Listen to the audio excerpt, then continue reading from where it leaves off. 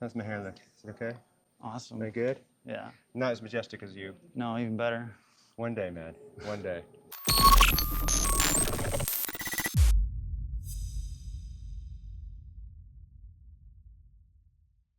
I am here with Rene. How do you say your last name? Elizarraras. Again? Elizarraras. Elizarraras. It sounds like a warrior name. Yeah, well, I am the chief of the front of house for Bad Wolves. I was just gonna ask you, with Bad Wolves, man. Yeah. Okay, so, bro, thank you so much for having me here. I really appreciate it. Of course, I'm a big fan. I've seen pretty much all your videos. All of them? Yeah. Every single one? Every single one. Bro, thank you. That means a ton to me. Thank you. All right, so what got you into running sound, man? Into running sound, initially recording, wanting to be a recording engineer. Okay, so you want to be in the studio side. Yeah, studio side. Okay. And I did that for a minute in college. Okay. And Did you go to college for it? Yeah, went to college for it. What college? It was a community college in Las Vegas, Nevada. Okay, so you went to college you knew you wanted to be in the studio side. Yeah, been obsessed with audio since I was a kid, so I figured, you know, if I'm going to go to school, which my parents basically forced me to go to school. I mean, if you're going to go to school, might as well go for audio, yeah, right? something fun.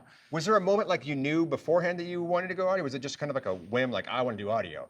It was bands in the late 90s, early 2000s that I fell in love with that had like Nine Inch Nails and Marilyn Manson. They had like this sonic quality that was very interesting. Yeah, it was they very did. layered and very experimental, and I was Yeah. curious how they were getting, how they were making those records. Yeah. So that led me down the rabbit hole of audio, and I also eventually realized you can run sound live and tour the world Yeah. and get paid for it. Awesome. And that seemed a lot more exciting than being in the studio. And Okay, so don't be offended by this, but the question is, did you graduate? Because a lot of people I know of that you went to school for it and they didn't even graduate for it, Yeah. they just quit. Did you finish the whole thing? no, I went for a couple months and eventually And you left and you went I on dropped tour. out. I Yeah, love that. yeah, I keep hearing yeah. these stories of people going to school and then I quit. Yeah, because the people I looked up to didn't go to school for Yeah. it. It was all, you know, they knew someone. Do better, schools.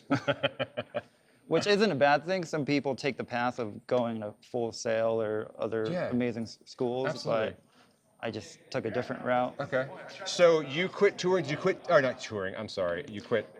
You stopped going to school, and did you go straight to tour?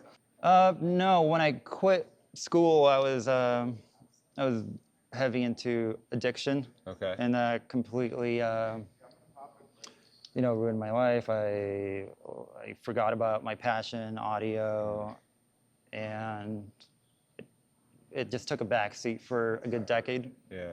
I appreciate you sharing that because I did the same thing, honestly. I quit touring and left for, I'm not even back touring now, but I mean, it took me Yeah. 9 years to get back to it. So it's nice to be on the other side, huh? Yeah. Was there a moment for you, what was the tipping point for you that you knew you needed to quit? It was very similar to falling out of love in a relationship. There were so many consequences, Yeah. and Was it like a bottom that you hit, or was it just like you were just fed oh yeah, up? there was a bottom. I was unemployed. I was in a horrible relationship with someone, Yeah. and it just came to the tail end Yeah. that something needed to change. And it was actually, I got a job at a backline company called SIR. Yeah, I know SAR. Yeah, and someone walked in there. It was actually Thomas Wolf, Okay. who runs the front of house monitor group. Yeah. And he was mixing, I believe, The Neighborhood or Under Oath. I Okay. forgot. And at the time, I didn't know bands traveled with the front of house engineer. Okay. And he walked in there, and it was an LV1, and it Yeah. was like self-contained. Okay. And I thought it was like, wow, man, I need to do that. That's what I want to do. I want to like tour the world and mix for bands. That's And cool. that made me turn my life around and really get serious. Good for you, man. It was very inspiring. Good for you, man. I'm sure a lot of people would see this and find that as encouragement. So tell me about your first tour you went on. The first tour I went on, it was actually before I got into touring, I had never traveled to the East Coast. I'd only been to Arizona, Nevada, and California. Okay. And I got hit up by a small band called Saul. Okay. And they asked me, hey, do you want to go do Blue Ridge and a small tour with Nonpoint? And the first show was Blue Ridge. Yeah. And holy Christ, I was scared out of my mind. Were you? Because at the time, I think I had only done or mixed front of house for 200 people. Sure. And I got thrown into the wolves. For lack of a better word. Yeah. To mix, for, 5,000 people. We were in the middle of the day slot, so it was pretty awesome and great experience. When I was scared out of my mind. Cool, man. So how'd you get with this band? I got this through Angel. Okay. Angel Grave, shout out to you. Love you, man. Yeah, Angel hit me up actually to do POD. Okay. I believe I turned it down for another tour. Okay. That tour canceled on me, which it can happen in this industry. Yeah, and absolutely. it's one of the cons of being a freelancer. Sure. Sometimes tours get canceled. Yeah. So eventually I called Angel and asked him, hey, does POD still need someone? Yeah. And he said no. They went back with their previous front of house engineer, and I later got word that Bad Wolves needed a front of house. I reached out to them through a friend, and that's how I got the gig. Oh, cool, man. All right, so let's talk a little bit about the equipment here. You've got a DeLaCruz 1500. Love this, small, compact. Especially in these size venues. I mean, you just fit right here perfectly, man. Did you choose this? Did you walk into this? I'd been eyeballing it for a minute for many reasons. It has so much horsepower, and obviously it's very compact. It fits doesn't take up much space in the trailer. It sounds amazing. I love how you can drive it pretty hard. Yeah. And you get a great sound out of it. Did you choose this one, or this one that you like spec'd out, or is this one that was just with the band? No, I got just the base model. Okay. Through a rep. Okay. So. Do you own this one? Yes, I own Oh, it. you own this? Yeah. Oh, okay. That's freaking cool, man. Why the 1500? I mean, price point's fantastic. What you get's fantastic for it. Yeah, it was your. There was a few consoles in mind, and this was it for me. This had the great plugins, the sound, lightweight, and also the workflow, which I'm a big fan of. Yeah. So are you using the Dynate stuff? Are you using a bunch of native stuff? Are you using? I see possibly some waves over here. Yep. I'm using Dynate on pretty much every single channel. Okay. Also, pretty much everything is in the box. Okay. Except for the Waves rig, it's really just on my master bus. Sure. On the vocal and snare group. Okay. Just a few things to sprinkle it. Oh, absolutely. Now, what kind of plugins are you using? The Kramer Pi compressor on my master bus. Okay. It glues the mix together very well. Sure. Then I got a C6. Yeah. The Abbey Road. An L2 limiter. Okay. How many inputs you running? 24. Okay. Yeah, 24. Okay. What kind of microphones were you using? All Shure. Oh, wow. Yeah. Everything Shure. Yeah, it's band's microphones and. They own the microphones too. Yeah. Man. Are you guys doing ears? Yeah, ears. Are they doing their own, or are you doing it for front of house? They're doing their own ears. Okay. How do they control that? They control that iPad, but they're pretty much static mix. They don't really mess around with it too much. And I'm sure there's people here that are watching this that want to be in your shoes one day. Mm-hmm. What advice would you give to them to be here, or maybe even to yourself starting off, that you wish you would have known now? Well, since I'm here now, I wouldn't change anything from my past. Yeah. And I love where I'm at right now.